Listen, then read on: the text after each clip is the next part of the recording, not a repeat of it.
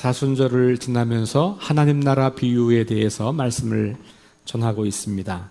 4가지 밭의 비유로 시작하여서 알곡과 가라지의 비유, 그리고 지난주에 겨자씨와 누룩의 비유, 이제 오늘은 보물과 진주의 비유를 함께 나누려고 합니다.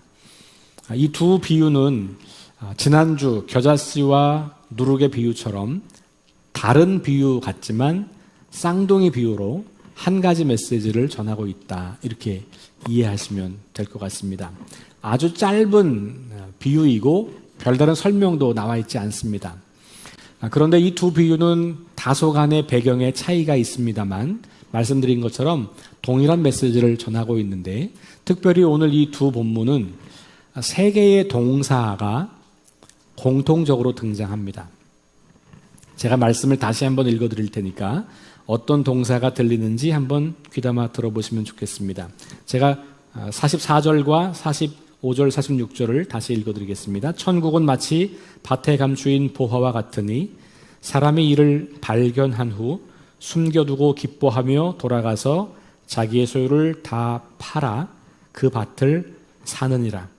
또 천국은 마치 좋은 진주를 구하는 장사와 같으니 극히 값진 진주 하나를 발견하며 가서 자기의 소유를 다 팔아 그 진주를 사느니라. 제가 힌트를 좀 드리면서 읽었죠? 네. 힌트가 잘 안 들리시는 분도 계실지 모르겠습니다. 제가 조금 힘주어 말한 단어가 3가지 단어입니다. 첫 번째, 발견했다는 거죠. 두 번째, 팔았다. 세 번째, 샀다. 이렇게 3가지 단어입니다. 이 단어를 중심으로 오늘 이야기를 함께 나누어 보려고 합니다. 고대 이스라엘과 팔레스타인 지역에서는 보물이나 값진 물건을 땅에 묻어두는 습관이 있었어요. 그때는 지금처럼 은행이 잘 발달해 있던 것도 아니고 또 전쟁이 워낙 자주 일어났던 시대이기도 하고 나라이기도 해서 어딘가에 그것을 보관하는 것이 늘 불안했죠. 제일 안전하다고 생각한 곳이 땅 속이었던 것 같아요. 전쟁이 나면 집도 빼앗기고 때로는 집도 다 허물어지고 성도 다 허물어지지만 땅을 파헤치진 않으니까 그 땅이 안전했던 곳으로 여겨졌던 것 같습니다. 여호수아 7장에 보면 이스라엘 백성들이 가나안 땅을 점령할 때 여리고성을 점령한 이후에 아이성을 점령하는 장면이 나와요. 여리고성은 굉장히 큰 성이에요. 근데 그 성을 정말 전투도 하지 않고 하나님 주신 방법대로 순종해서 그 땅을 차지하는 이야기가 나오고, 그 다음에 들어가는 성은 아이성인데 말 그대로 아이처럼 작은 성이에요. 그래서 아이성은 아니에요. 우리말이 아니기 때문에. 그러나 너무 작은 성이어서 이스라엘 백성들이 생각할 때 거긴 그냥 대충 한 2, 3천 명만 보내도 얼마든지 이길 수 있는 성입니다, 이렇게 보고하고 실제로 3천 명만 갔는데 보기 좋게 패배하고 돌아왔습니다.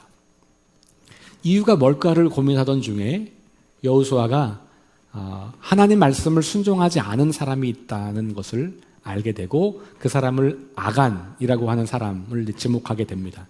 아간이 자기의 잘못을 고백하면서 21절에 보면 이렇게 이야기를 해요.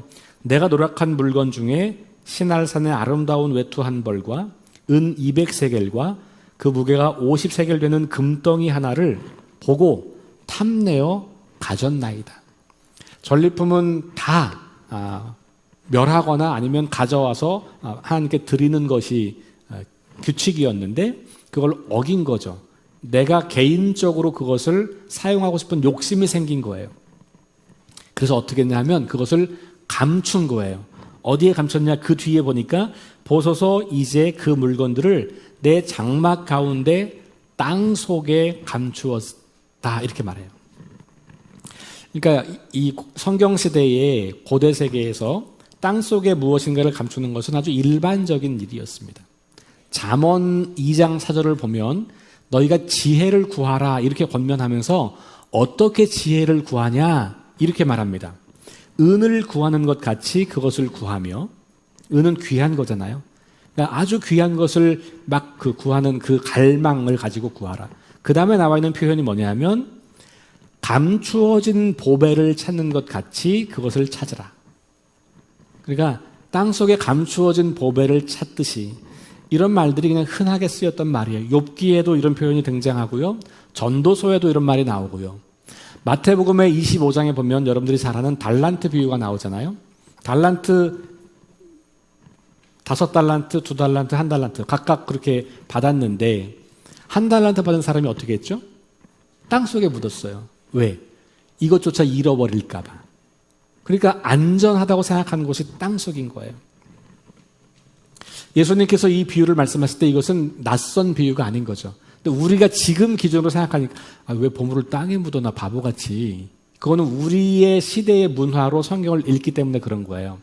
성경을 읽으실 때는 우리 시대의 문화와 관습으로가 아니라 성경 시대에는 어떤 문화가 있는지를 알면 조금 더 정확하게 말씀을 읽게 되는 거죠. 거기다가 더 나가면 유대의 문헌들을 읽어보면 땅 속에 묻혀있는 보물을 발견했을 때 그 소유권이 누구에게 있냐? 발견한 사람에게 있다는 거예요. 우리가 생각할 때는 야 이거 주인을 찾아줘야 되는 거 아닐까? 지금은 여러분 그렇게 하시면 안 돼. 성경에 이렇게 있으니까 나도 그렇게 해야지. 그거는 성경을 문자적으로 인용하는 거예요. 그러니까 성경은 문자로 인용하는 게 아니고 그 메시지를 우리가 파악해야 되죠. 야, 성경에 보니까 이 땅 속에 있는 거 발견한 거는 다 하나님이 은혜를 주셔서 발견한 거니까 가져도 된다더라. 나도 그렇게 해야지. 길 가다가 지갑을 주시면 가져가시면 안 돼요. 경찰서에 갔다가 신고하셔야 됩니다. 자, 성경 시대는 그랬다는 거예요. 그래서 이 사람을 윤리적인 기준으로 판단하지 않아요. 오히려 하나님께서 그 눈을 밝게 하셔서 그것을 보게 하셨다라고 생각했던 거예요. 이 유대인들은. 그러니까 그것을 가지려고 하는 것이 마땅한 거고 이 얘기를 듣는 청중들도 야, 예수님이 약간 이상한 비윤리적인 말씀을 가르치는 거 아닌가라고 오해하지 않아요. 그 당시에 이스라엘 사람들은.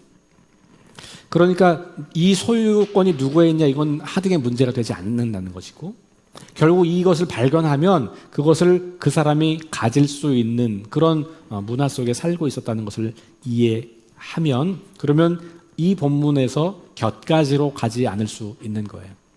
원래 비유라고 하는 것은 전체를 다 말하려고 하는 게 아니고 어떤 한 가지를 말하려고 비유를 쓰는 거여서 이걸 막 논리적으로 따지기 시작하면 허점들이 분명히 발생할 수 있거든요.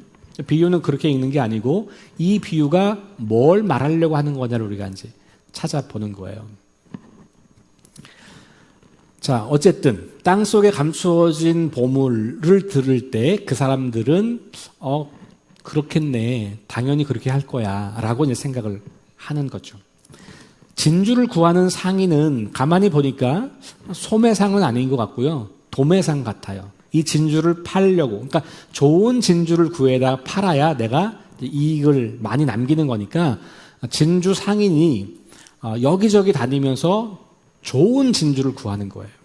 그래서 그 진주를 구하면 그 진주를 가지고 더 좋은 이익에 이제 팔게 돼서 자기가 더 큰 이익을 얻는 것이죠. 그러니까 이 진주를 구하는 상인도 더 귀한 것을 찾아서 하는 노력을 지금 기울이고 있는 거죠. 물론 밭에 감추인 보화를 발견한 사람은 우연히 발견한 겁니다. 진주를 찾는 사람은 진주를 찾기 위해서 노력을 하긴 했어요. 그러나 이것도 실은 어디에 진주가 있기 때문에 그걸 발견하려고 했던 게 아니고 그냥 여기저기를 다니면서 좋은 진주를 찾는 거니까 실은 그때 그 장소에 있는 진주는 우연히 발견하는 거예요. 발견하다라고 하는 것이 첫 번째 키워드인데 발견하다는 말이 갖고 있는 아주 중요한 그 의미는 뭐냐 하면 내가 만들거나 내가 생산한 게 아니라는 말이에요.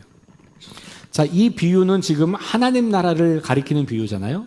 그러면 하나님 나라를 발견한다고 하는 말인데 그 말은 우리가 하나님 나라를 만드는 게 아니라는 겁니다. 하나님 나라는 내가 생각하고 내가 구상하고 계획해서 만드는 게 아니라 이미 이 땅에 존재한다는 거예요. 자, 우리가 하나님 나라의 개념을 죽어서 가는 하나님 나라만 있는 게 아니고 예수님이 이 땅에 오셔서 선포하시면서 이미 시작된 나라가 있다는 것을 계속 듣고 있잖아요. 그러면 우리 주변에 우리가 살고 있는 공간 안에 하나님 나라를 발견할 수 있다는 거예요. 첫 번째 발견할 수 있는 가장 좋은 장소는 어디냐면, 장소라고 말하기는 좀 그렇지만 성경이에요. 왜냐하면 하나님 나라는 성경에서 나오는 사상이니까. 그러니까 여러분들이 성경을 읽어야 하는 이유는 하나님 나라가 어떤 곳인지를 알기 위해서예요. 성경을 읽는 것은 다시 말하면 하나님 나라를 발견하게 되는 가장 놀라운 축복의 통로예요. 가장 귀한 것을 발견할 수 있는 책이니까. 그러니까 성경 읽는 것은 의무가 아니에요. 우리가 자꾸 성경을 읽으라 하니까 이게 의무가 됐잖아요. 성경은 의무로 읽는 게 아니고요. 내가 성경을 읽고 하나님 나라, 이 세상 그 무엇과도 비교할 수 없는 하나님 나라를 발견할 수 있는 특권을 갖고 있는 책이에요. 그러니 이것은 어마어마한 특권인 거죠. 그러니까 그 특권을 여러분들이 누리시는 거예요. 그러니까 성경을 읽는 것은 하나님 나라를 발견할 수 있는 특권을 누린다는 거예요. 그 좋은 걸 왜 안 하실까요? 그 좋은 걸 열심히 하고 계신 분들 많이 계시잖아요. 혹시 아직까지도 내가 성경 읽는 것이, 매일 성경을 읽는 것이 잘 습관이 안 돼 있는 분들은 질문해 보세요. 혹시 내가 성경에서 발견할 수 있는 진리보다 더 귀한 것을 가지고 있나? 여러분들이 지금 가지고 있는 것, 생각하고 있는 것, 누리고 있는 것, 그것이 하나님 나라보다 훨씬 더 귀한 것이어서 나는 하나님 나라가 필요 없어. 그래서 성경을 안 읽는 건 아닌가? 물론 내가 그렇게 의식적으로 생각하고 있지는 않지만 어쩌면 그런 것이 우리에게 남아있을지도 모르겠다는 생각이 들어요. 그러니까 오랫동안 우리 신앙생활을 자꾸 의무로 강조해서 교회를 나오기 시작하면 성경 읽어야 돼, 예배 드려야 돼, 헌금해야 돼, 이렇게 당위성과 의무로 가르쳤기 때문에 우리가 무거운 짐이 된 것 같아요. 그런 게 아니고 하나님이 우리에게 주신 선물이에요. 하나님 나라를 발견하라고 주신 가장 귀한 선물. 그 선물을 여러분들이 누리셔야 여러분께 되는 거죠. 또 하나 발견할 수 있는 곳이 어디냐면 이 교회와 우리 믿음의 사람들의 삶의 모습 속에서 발견할 수 있어요. 그러니까 내가 단 한 번도 경험하지 못했던 하나님 나라를 내가 막 만들어내는 게 아니라 성경을 통해서 보여주셨고, 그리고 성경 이후로 이 땅을 믿음으로 살았던, 하나님 나라 삶의 방식으로 살았던 사람들이 살아가는 모습을 통해서 우리는 하나님 나라를 발견하는 거예요. 여러분들이 아마 여러분 주변에 있는 믿음의 선배들과 동료들을 통해서 야, 저렇게 사는 게 하나님 나라를 살아가는 거구나. 저 사람 보니까 하나님 나라는 정말 존재하는 거구나.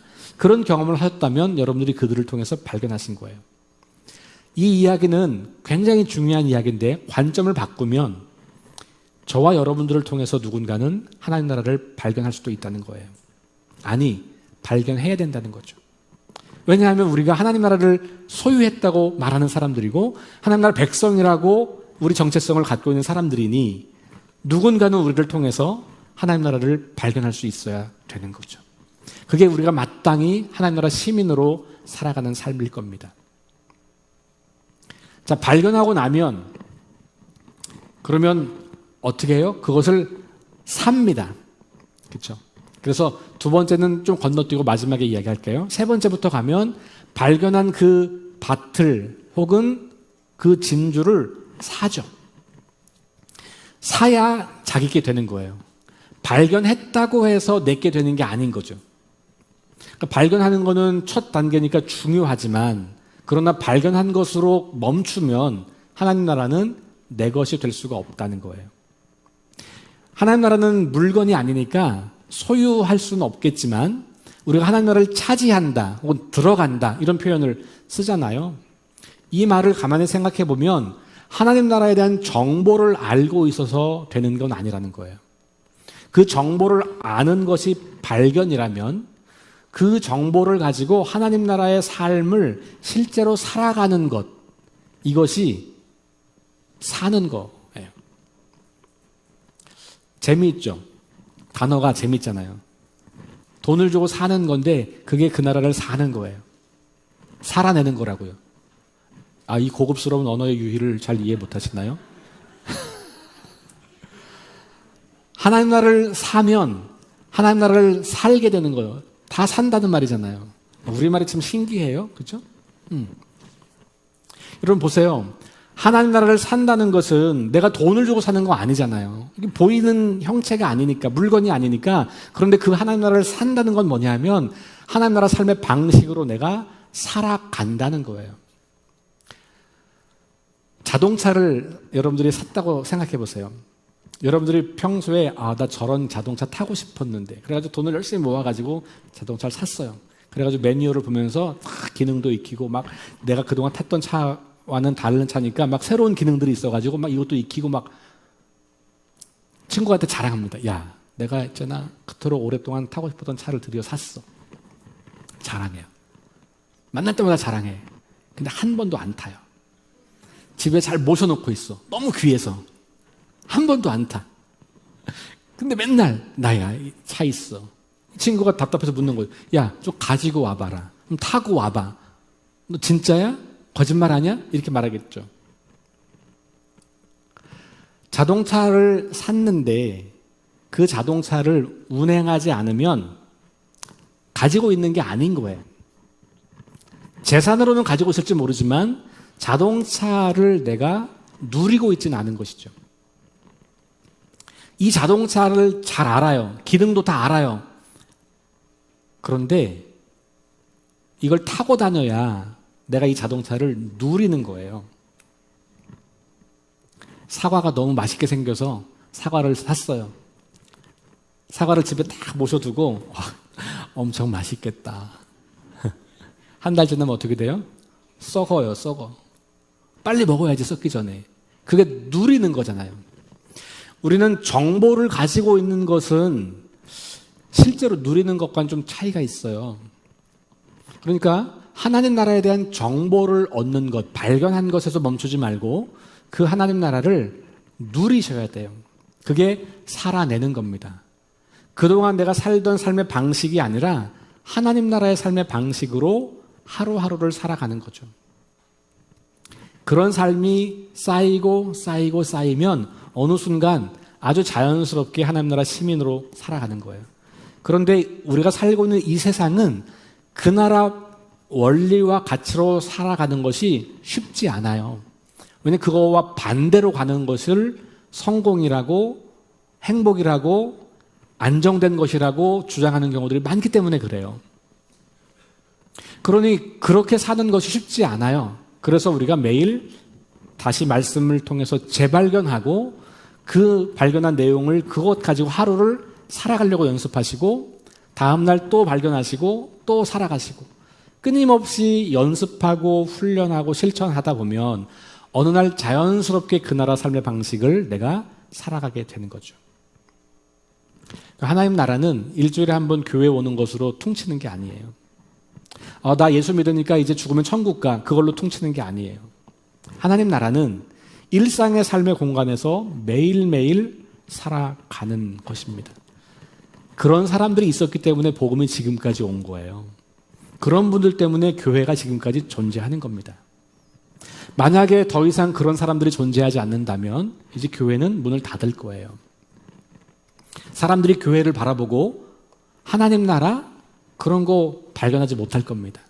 사람들이 우리 그리스도인들을 보고 하나님의 나라를 꿈도 꾸지 못할 거예요. 그런데 만약에 우리가 그 발견한 나라를 살아낸다면 그러면 사람들은 야, 저런 삶이 있어? 어떻게 저렇게 살지? 저렇게 사는 게 진짜 인생 같은데? 나도 어떻게 저렇게 살아갈까? 이런 고민을 하게 되는 거죠. 이게 바로 그들이 우리를 통해서 하나님 나라를 발견하게 되는 거예요. 그러니까 발견과 연결된 중요한 것은 우리가 어떻게 살아내느냐. 그런 것이죠. 여러분, 그런데 제가 중간에 건너뛰었잖아요. 발견하고 사는 것 사이에 빠질 수 없는 과정이 있어요. 이 과정을 생략해서는 결코 그 하나님 나라를 차지할 수가 없는 거죠. 그게 뭐냐면 팔다는 거예요. 판다. 그럼 뭘 파는 걸까요? 그동안 내가 소중하다고 여겼던 것들이에요. 하나님 나라를 몰랐을 때는 내가 목숨 걸었던 것들이에요. 이거 없으면 내 인생 아무것도 아니지. 이게 있어야지. 세상은 이거로 사는 거야. 이게 내 행복을 보장해 주는 거지. 이거 있어야 내가 안전한 거지. 이런 것들이에요. 그게 대부분 우리가 세상이 추구하는 성공, 행복, 가치, 안정 이런 것들이죠. 자, 여기서 오해하지 마실 것은 하나님이 그런 거를 다 포기하라고 말씀하시는 거냐? 그게 아니에요. 예수님께서 말씀하실 때 막 나를 따르라 그러려면 너희가 아버지도 버리고 집도 버리고 막 이렇게 버리라고 그러잖아요. 그럼 막 다 그냥 가정을 떠나라. 그걸 강조하면 다 이단 사이비가 돼요. 그래서 전 재산 다 바쳐라. 집 떠나라. 이렇게 말하잖아요. 문자적으로 그렇게 받아들인 거예요. 그게 아니고 우선순위의 문제를 말하는 겁니다. 하나님은 우리가 이 땅에서 건강하고 행복하게 살아갈 수 있도록 많은 풍부한 자원을 주시는 거예요. 여러분 열심히 일을 해서 번 돈을 가지고 여러분들이 평안하게 살 수 있는 권리가 있잖아요. 그런데 그것이 하나님보다 앞서지 말라는 거예요. 여러분들이 거둔 성공, 그것이 하나님보다 앞서면 안 된다는 거예요. 여러분들이 누리고 있는 모든 편리함과 모든 이 부와 어떤 재산과 이런 소유들이 하나님보다 더 존귀한 게 되면 안 된다는 거예요. 제 아버지께서 살아계실 때 애창했던 찬송이 있어요. 가정 예배를 드릴 때나 아니면 교회에서 옛날에는 가족 특송 많이 했거든요. 저 어렸을 때 그래서 막 한 3달에 한 번 한 거 같아요. 우리 교회가 작은 교회여가지고 수요일 저녁은 늘 가족 특송을 했었어요. 제가 어렸을 때. 그때마다 우리는 꼭 그 노래를 하는 거죠. 주 예수보다 더 귀한 것은 없네. 이 찬양이 우리 집에 그래서 그냥 대표곡이에요. 저는 아버지를 생각하면 지금도 그 찬양이 생각나요. 아버지가 늘 애창하셨던 그 가사가 주 예수보다 더 귀한 것은 없네. 이 세상 어떤 것과 바꿀 수 없네. 그게 바로 하나님 나라를 발견한 사람들이 누리는 삶인 거고, 그렇기 때문에 다른 것을 팔 수 있는 거예요. 내가 절대적으로 여겼던 가치가 상대화돼요. 왜냐하면 더 절대적인 가치를 발견했기 때문에. 예수님께서 제자들을 가르치실 때 마태복음 6장 24절에 보면 이런 말씀을 합니다. 한 사람이 두 주인을 섬길 수 없다. 그러면서 혹 이를 미워하고 저를 사랑하나, 아니면 혹 이를 중히 여기거나 저를 경히 여긴다. 다시 말하면 두 주인을 똑같은 수준으로 섬길 수 없다는 거예요. 이거 미워하면 이거 사랑하는 거고, 이거 사랑하면 이거 미워하는 거지, 둘 다 사랑할 수 없다. 이걸 중요하게 여기면 이거는 경히 여기지는 거고, 이걸 중요하면 이게 경해지는 거고. 그러니까 둘 다 중요할 수 없다. 둘 다 동일한 가치를 가질 수 없다. 이렇게 말하면서 예수님은 그때 하나님과 재물을 겸하여 섬길 수 없다라고 말씀하시죠. 하나님 나라 방식은 하나님이 우리 삶의 가장 중요한 기준이 되는 거예요. 그동안은 내가 돈 없으면 못 살지, 백 없으면 못 살지, 좋은 차 없으면 못 살지, 몇 평 되는 아파트 아니면 안 되지, 이렇게 세상적 가치를 가지고 절대적인 기준을 삼았다면 이것은 절대적 기준이 아니고 내가 활용하고 사용하는 자원에 불과하고 어떻게 이것을 가지고 더 높은 가치인 하나님 나라를 위해서 살아갈까 바뀌는 거죠, 우선순위가. 바울의 이야기를 해볼까요? 바울은 빌립보 교회에 편지를 쓰면서 3장에서 빌립보 교회 성도들에게 이렇게 권면합니다. 너희가 옛날에 살던 대로 살지 마라. 이렇게 이야기를 하면서 옛날에 살던 거로 따지자면 나는 너네보다 훨씬 더 좋은 거 가지고 살았던 사람이야. 그러면서 뭐라고 말하냐면 나는 8일 만에 할례를 받았고 이스라엘 족속이다. 베냐민 지파다. 히브리인 중에 히브리인이다. 율법으로는 바리새인이다. 열심으로는 교회를 박해하고 율법의 의로는 흠이 없다. 다시 말하면 자기는 완벽한 유대인으로 그렇게 사는 사람이라는 거예요. 자랑할 게 많다는 거예요. 여기 나와 있지 않지만 다른 곳에 보면 자기는 로마 시민권자다. 그리고 가말리엘 가문에서 공부했다. 지금 우리로 말하면 나 서울대 출신이야, 그런 말이에요. 그러니까 학문적 배경이나 유대 전통에서의 가문적 배경이나 그 당시 로마 제국에서 로마 시민권을 갖고 있다고 하는 그 가장 큰 권력의 면에서 볼 때 뒤처지는 게 하나도 없어요. 그러니까 자랑할 거, 나는 이게 너무너무 자랑스러워할 수 있을 만한 조건을 다 가지고 있는 거예요. 그런데 뭐라고 말하냐? 그 뒤에 이어서 그러나 무엇이든지 내게 유익하던 것을 내가 그리스도를 위하여 다 해로 여길 뿐 아니라 모든 것을 해로 여김은 내 주 그리스도 예수를 아는 지식이 가장 고상하기 때문이다. 충격적인 얘기가 그 다음에 나와요. 내가 그를 위하여 모든 것을 잃어버리고 배설물로 여김은 그리스도를 얻고 그 안에서 발견되게 하람이라.